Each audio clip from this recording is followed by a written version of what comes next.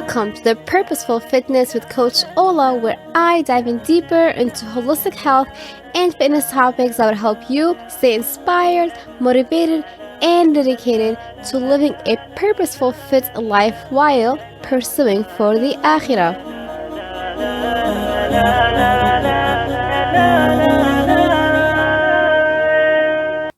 Hello everyone and welcome. Really quick announcement before we get started, and that is the Ramadan Prep Challenge has been launched. It starts on April 8th until May 5th. It's a 4-week challenge where I help busy working women get ready and prepared for Ramadan. It includes a guide and a workbook bundle. It comes with a free assessment, a workout plan, and much more. To learn more about it, please visit www.befitforakhirah.com for details, and the price will go up on April 4th, midnight East Central, and the doors to sign up to the challenge will close on April 7th, midnight East Central also. I would love to have you join us and work out together, meal prep together, and have an actual plan, a dua plan, and much more to be prepared for Ramadan mentally, spiritually, and physically, inshallah. Without any further ado, I would love to begin the episode.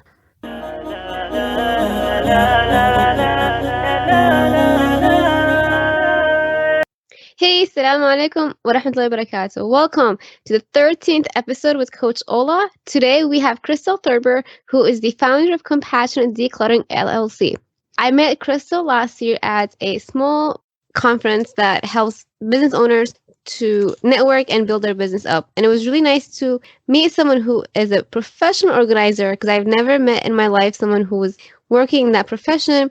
And when I learned about her business, I thought, oh my gosh, I need help myself in decluttering my life. And that's how we got connected. And so today we're going to talk about her work and how to help clients stay organized, how to organize our spaces, especially with Ramadan coming up. I believe it's super important to take care of our cluttered spaces so that we can focus more and much more. So good morning, Crystal. How are you today?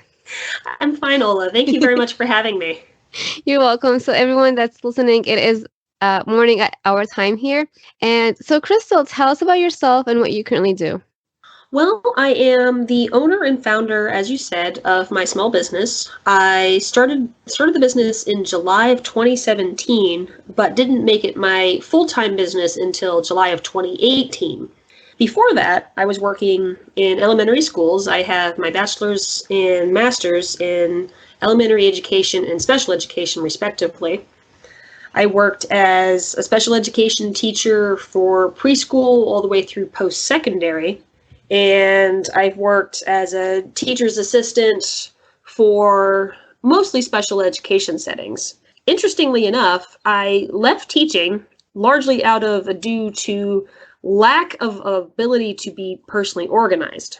I actually had a number of reviews from different principals who said, look, your time management skills stink. They didn't say it quite like that, but I'm paraphrasing.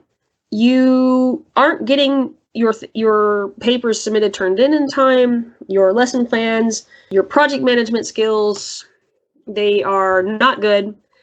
So I left teaching to become a teacher's assistant because I figured, well, I need to get better at my skills because clearly this is an area where I'm struggling. So I became a teacher's assistant, still working on building my time management skills and trying to learn everything I could about organizing. I discovered in between teaching contracts, when a couple of my friends were looking for assistance with their rooms, various friends at different points in the summer said, I'm so stressed, I don't know what to do about my room. I have all this stuff and it's stressing me out and I don't know what to do. And I said, well, I'm not doing anything. I can come and help you out. And Ola, I discovered that I really liked it. It was very satisfying helping people to get organized. I've been on this journey for a few years now, and I did not grow up in an organized home. So it's not something that comes naturally to me. I discovered I really liked helping people.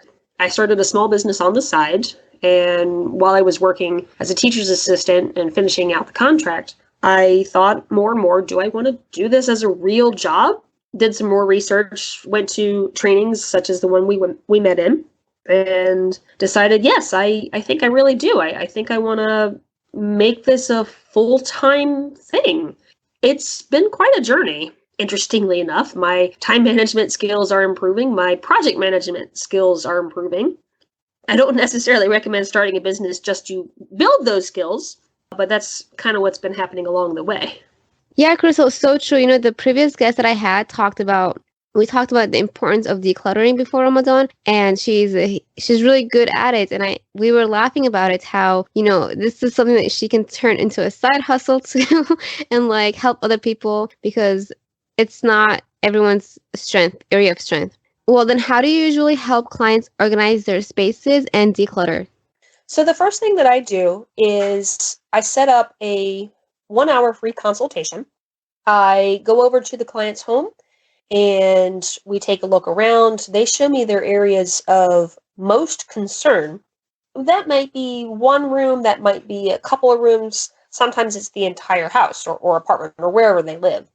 They usually have a couple of ideas of what they want. They don't always have a specific plan. That's what they wanted me for. And a lot of the times people are calling because they're overwhelmed with life. Things happen in their life. Maybe they've experienced a lot of tragedies. Try to find out what the reasons are for getting themselves organized. Sometimes it's because they are they're in one of the stages of grief and they're finally moving past the immediate grief. And so they're trying to move on and start a new chapter. Sometimes they are just fed up and overwhelmed. Sometimes they are just tired of looking at their space. Sometimes they just want to use their space more efficiently. So I find out first what is the reason or reasons why a person wants to get organized. What makes this project important to them? Specifically, when I'm working with somebody, let's say the project area is the kitchen and they're stressed about their kitchen. They can't find what they're looking for. In a kitchen, you would take it just one small piece at a time.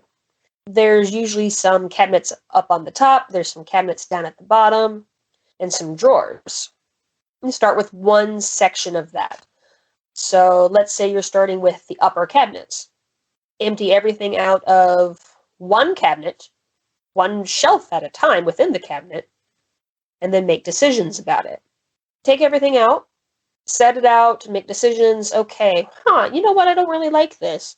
Or, this isn't really beneficial to me. Or this isn't really something that I want in my life anymore. I don't care about this, etc. And then those are set aside so they can be donated. And then the things that they have left, those are the things that they actually like, the things that they actually use. Then we put those back in a more efficient manner. And what that means is the things that you use the most, you want to be able to get to them more quickly, more frequently.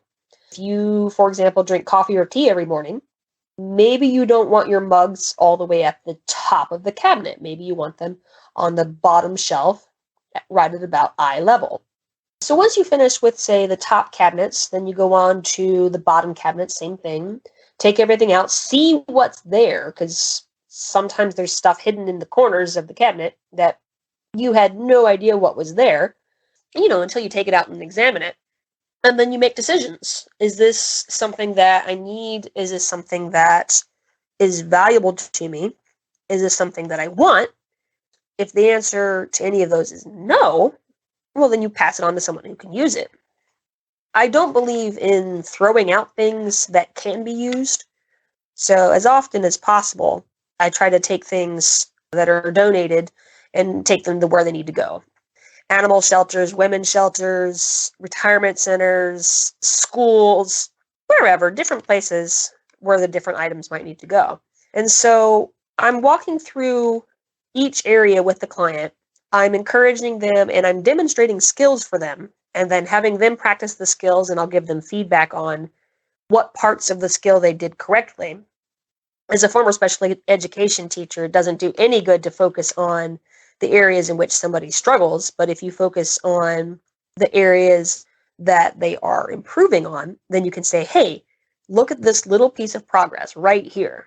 A lot of my clients will get very frustrated after a day of work, and by a day, that's usually about 2 to 4 hours, then mental fatigue sets in. They'll turn around and they'll look at the rest of the room. They say, but there's so much left to do. Nope. Turn around, look right here, and I'll focus their attention again on the square foot of space in which we worked, or the shelf in which we worked, or whatever the area is. That's when it comes even like for laptop files. Because remember how I said, do you help? And then you're like, yes. And I said, I think I might need help with that as well. Because even with our laptops, like people also struggle with that. I know I have someone who was like, I don't know how to organize my laptop. And there's files everywhere. And I'm like, oh my gosh, it's so cluttered. I itch to arrange things when I see a monitor like that. I get overwhelmed and easily distracted if there's a lot going on in any particular area. I, in particular, ADHD, but it's very challenging for many people who are diagnosed as such or not. If their visual space is cluttered up, that's a lot of visual input for the brain to process.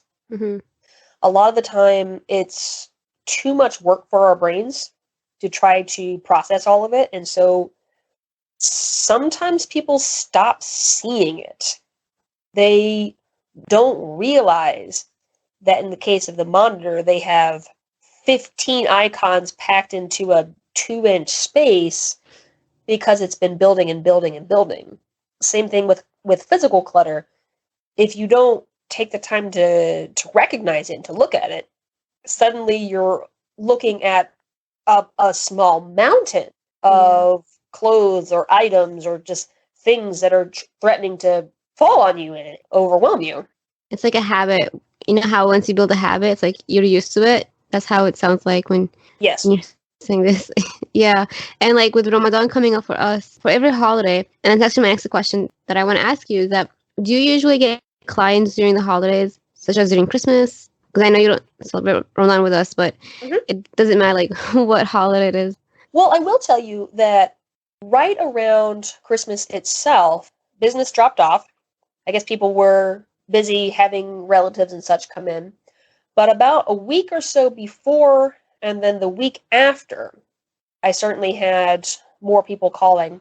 As the year has started, since January, I've definitely had more people contacting me. I've had more people looking for organizers in general. And it's been kind of steamrolling since they're through the spring. So I'm not sure specifically if more around holiday time. I do know that around the week before Thanksgiving and Christmas, I did have an increase in people. And that was because they were having people over, or they wanted to have people over. Or in the example of Thanksgiving, some people were wanting to host Thanksgiving for the first time ever, and they wanted to show off their new space. They'd been embarrassed before. So yes, I have seen a little bit of an increase. But it's the same concept for in Islam. Like we have Ramadan coming up that I mentioned. It's on May 6th this year, and we also have like dinners. It's called iftar, right? Like, and people have party, like invite friends, families.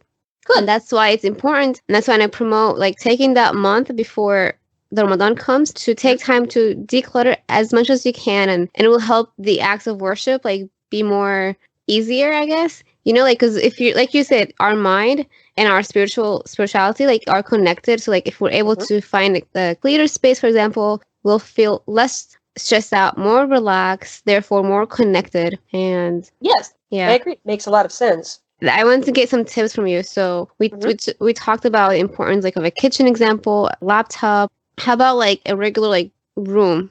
Any final suggestions that you can share with us? All right, let's start with the bedroom. Yes.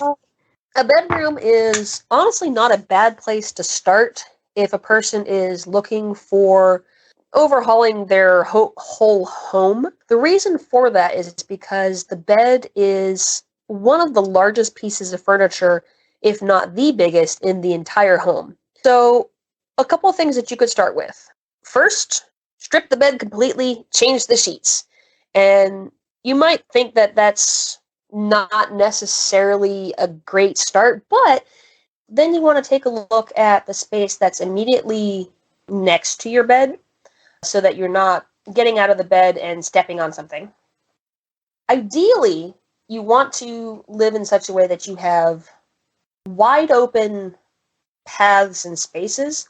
You don't want little tiny stepping stones or paths in order to get from place to place. So if there's stuff right next to your bed, you want to take a look at that and figure out, all right, is this something that actually needs to live here? For example, if you are a reader or you look at your tablet or something like that at night, you want to have the things right next to your bed that will be helpful for that, but have them contained in a small basket or drawer or something, just so that it's not spread out. When you contain it, then it's less likely to look like a mess. If there's laundry, you want to make sure that that gets up off the floor and put where it needs to go. So if you have anything that's dirty, go ahead, wash that. And then if you've got clean stuff, go ahead and take a look at it. If you're looking in your closet and you're not sure where to start, if you look up at the top of the closet where the bar is, there's usually several supports. So there's the wall, and then the bar goes for a couple of inches, and then there's a support, and then the bar keeps going, then there's another support. The support, each section of the bar between supports and or the wall, it's not very big. It's about a foot or about a half meter, and that's usually got quite a few different items packed into your closet.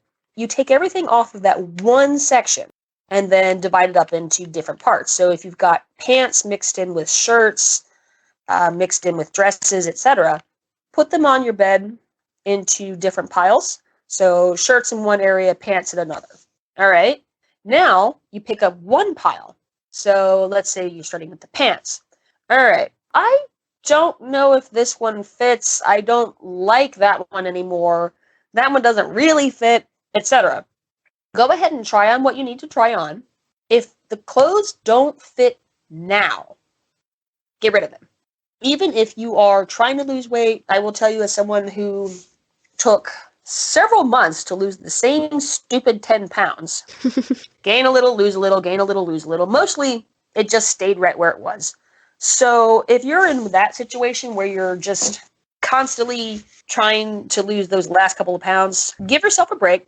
Find the things that fit you now, that you feel good in now. Because why hold on to something that causes you distress or makes you feel bad? Oh, if only I lost those last couple of pounds, then I would be able to wear that. Nope, get rid of it. Someone else can wear it right now. Also, you can treat yourself to something that fits you when you are at the point that you need new pants. No big deal. Use it as a celebration. But holding on to something that might benefit you or that you hope to benefit you, it's not actually doing anybody any good. And if you're having trouble with that part, ask someone whose opinion that you can really trust. Does this fit me? Does this look nice on me? And go on from there. So in the example, we put everything in that one section on the bar, the clothes bar, and about a foot or maybe about a half meter worth of hangers. Separate those out into the different parts. And then we looked at one particular stack, the pants. All right, so these all fit. I'm going to go and hang these back up. Okay. Then if you're feeling stressed and overwhelmed, leave. You finished one section of the closet. You finished one piece of it, and you know exactly where you can pick up when you're ready to start again. Maybe you just need a little break, and then you just come back an hour later, or maybe you need to come back the next day. That's so true, and I like how you brought in the fitness into it, the weight loss. That's so true, because even it could be a way to motivate you to work out and, you know, try new, get on a fitness journey, weight loss journey, what have you. But it also helps the mind to stay strong and therefore keep the body strong too. Mm-hmm. And I agree with you that taking small spaces at a time, or like one day at a time, or an hour at a time, it makes it less stressful and less daunting at the same time. So that's so true and also important. So then, in your opinion, how do you think and why do you think it's staying organized can help us celebrate the joy of holidays or any season? Okay. So when you're able to find your things and you're able to lay your hands on them right away, then it's so satisfying. If you can say, I want such and such item, I'd like to look at that, or I'm ready to decorate, or I'm ready to really get started, you don't have to go all around the house in order to find your things. If, say, for example, your holiday decorations are stored in 3 different places in your home, it's going to make putting them up that much more stressful. Whereas if you are a person who likes decorating, and I know that some people in the Muslim faith, they decorate for not as many holidays. Is that correct? Yeah, we have two major holidays. The Mhm. Well, Ramadan is the month of fasting and Mhm. spirituality connection to celebration, and then we also have the pilgrimage, the Hajj, which also is followed by a celebration at the end. So a lot of people, a lot of Muslims, like right now, we're in that stage of like decorating for Ramadan, and Okay. then some people don't do a lot for Ramadan; they only do for the holiday afterwards. Mhm. So I agree with you because like I had to buy a organizer like shelf, Mhm. the plastic one, to put the ribbons in one drawer, to put like I personally use ornaments, Christmas ornaments, so I put them in like one area. I try to like do homemade, but there are so many like Muslim or holiday decorations online. So yes, so what you're saying is it also implies to our faith because it's important to keep things organized, like scissors, ribbons, the lanterns and what have you, to keep the mind safe. Okay. Yeah. So thank you. I appreciate learning. When you have your things, and you mentioned, for example, scissors and ribbon, scissors and things like that, those are something that every household Needs. most likely has. Yes. But there's no point in keeping scissors in 2 or 3 different places. So I have a pencil cup that I store my scissors in. I have 2 or 3 that are specifically for paper. The one that lives in the kitchen, my husband has informed me, will never leave the kitchen. But that one stays there. But the other scissors, the ones that are just regular, those are all gathered into one place. Now, if you have a specific tool that goes with a specific task, for example, I have shears for fabric, that is never allowed to leave the sewing area. That's not allowed for paper. That is terrible, terrible news if you cut paper with fabric scissors. Okay. But otherwise, all the tools are in one place. My husband and I both like doing various jewelry and metalwork kinds of things. So all of the tools for jewelry are all together. All of the crafting materials are all together. All of the crafting, all of the jewelry, it's all in one place, organized on the shelf by type. When you have things gathered into specific spots and having a designated home for them, largely where you use the item, then you have a better shot of finding it. And you mentioned finding joy and being able to think more and be more reflective. Hmm. And I like that. On my home screen on my phone, I actually have mindfulness is key as my phrase for me to look at every time I see it. I really do believe that it is absolutely vital to be self-reflective and to be thinking about where we are, who we are, our growth, etc. It's hard to do that when pieces of things that you own are all over the place. Things that you own are a small piece of you. So it's kind of like scattering yourself too thin. You discover you don't even know, you realize, I don't even realize I have these things because they were hidden from me. And then you discover that you've bought 3 or 4 replacements of, in the example of, say, the scissors, because they weren't all in one place. Oh, well, I guess I didn't need to do that. Or you find that you've bought multiple packs of computer paper because, again, they're all in different places. Not doing you any good if they're all over the place, and it's making it hard for you to get anything done. Several of my clients have told me that once we've finished an area, They were so happy that they could find things. It's kind of an amazing experience. And once you start the process of getting yourself organized, it kind of snowballs on itself, because maybe you feel like you only have enough energy for one tiny little space, one drawer. And you do that and you feel lighter. It's kind of hard to explain, but you feel clearer, lighter, freer when you have your space organized. And maybe I can do another space. And that excitement often builds. And you feel, I find a lot of my clients feel that they are very proud and excited that, look at this thing that I have accomplished. And they sometimes will sit and just look at an area that we've uncovered. I had a client who had not slept in her own bed in months, years. Grief had come over into her life, and she had been shopping as a form of therapy, and she was finally ready for a change. And when we started going through the things on her bed and we uncovered and got to the mattress, she cried. She was so excited. She was so happy. And I like giving that to people.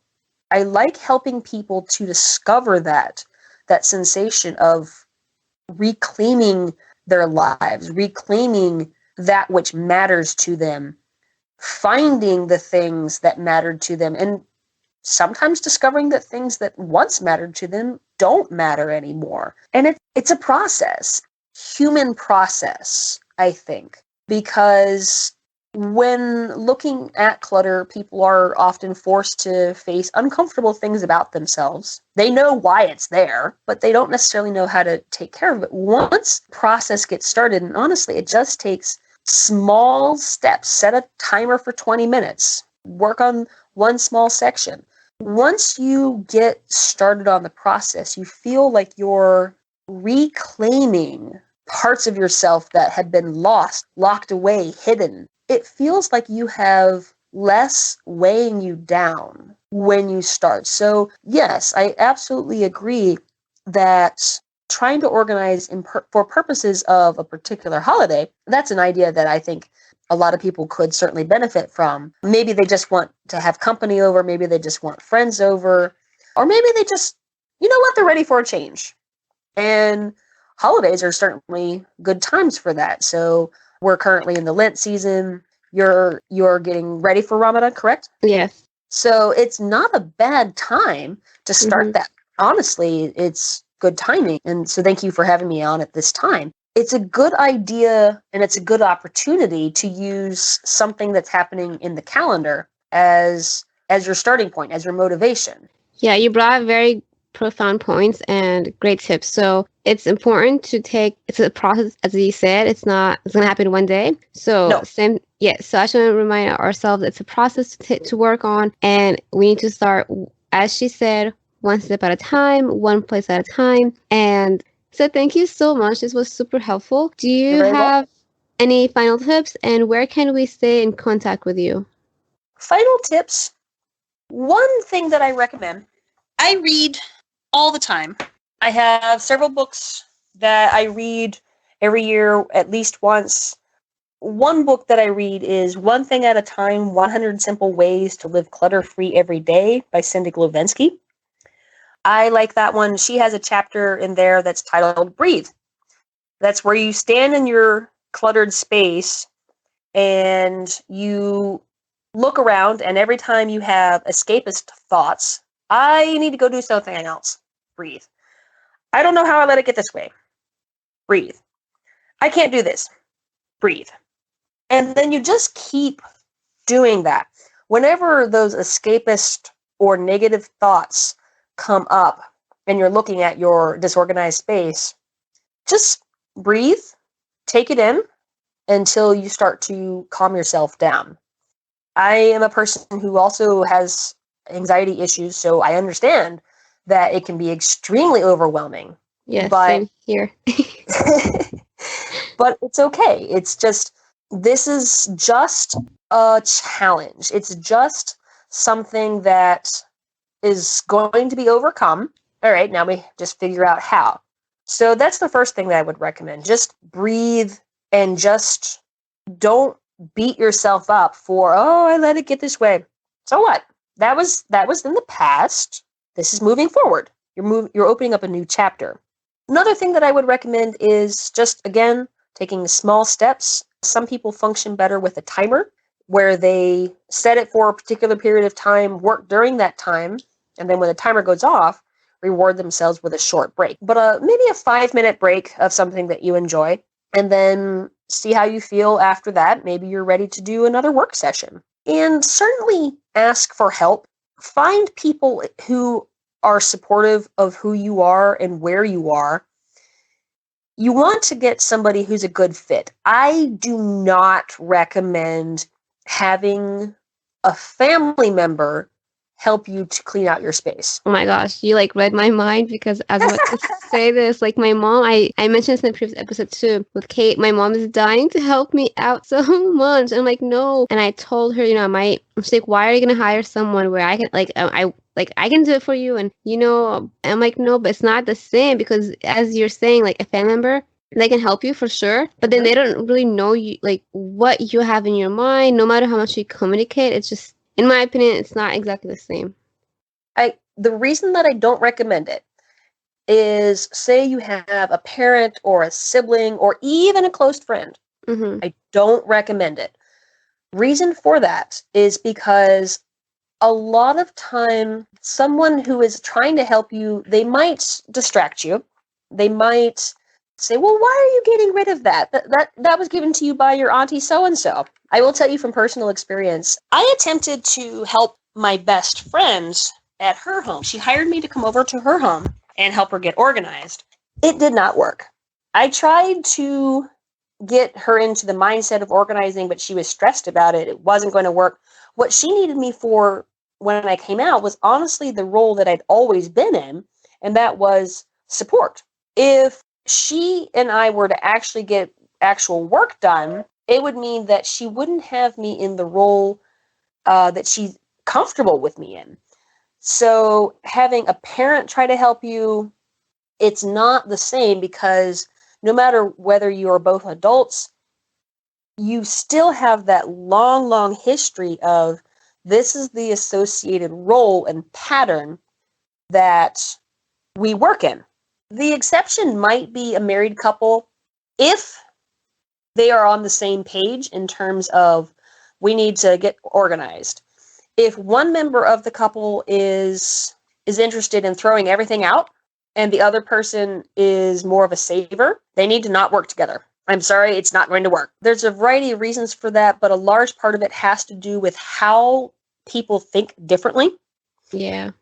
And how people process things differently. If that's the case, I strongly encourage you to consider looking for a professional or somebody who is a friend, but maybe not your best friend, if that makes sense. Yeah. Somebody that you don't have history with, somebody that's not going to get you distracted, or you'll be distracted with them, or you'll just think about them and be uncomfortable because you're normally in this other role, and then all of a sudden you're helping me and asking me to do these things, and it really doesn't work. So that's what I would recommend. If you're in a situation where you're by yourself, great. Then consider getting a professional or a friend, but maybe not your bestest friend, if that makes sense. It'll be an opportunity to make friends. Yeah, true. That's so true. So then how can we stay in contact with you? Is your website the best place to visit? So my website, CompassionateDeclutteringLLC.com, and that's all one word. I'm there. I'm also on Facebook, same thing, Compassionate Decluttering LLC. I'll be in the show notes for your website, and I'll also tag you on Facebook, so that's Great, good. thank you. Yes, you're welcome. Well, this was a very fun and important conversation. Thank you so much. Thank you for tuning in. If you've enjoyed this episode, make sure to subscribe today and leave a 5-star review. You can also screenshot and share this episode with a family or a friend. Be strong, be fit for Akhirah.